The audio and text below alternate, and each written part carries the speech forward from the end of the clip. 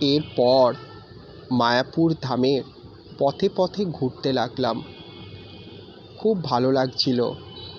অত্যন্ত সুন্দর মনোরম আবহাওয়া, মিষ্টি সূর্যের আলো গায়ে মেখে মায়াপুরের আনাচে কানাচে ঘুরতে লাগলাম। একটা খুব সুন্দর জিনিস দেখলাম, গরুতে টানা গাড়ি। সেটা অবশ্য মায়াপুরের একটি নির্দিষ্ট জায়গা থেকে ছেড়ে গোটা কৃষ্ণধাম ঘুরে আবার যথাস্থানে সবাইকে ছেড়ে দিচ্ছে। তার জন্য অবশ্য একটা নির্দিষ্ট টিকিটেরও বন্দোবস্ত আছে। রাস্তাঘাট খুবই পরিষ্কার পরিচ্ছন্ন।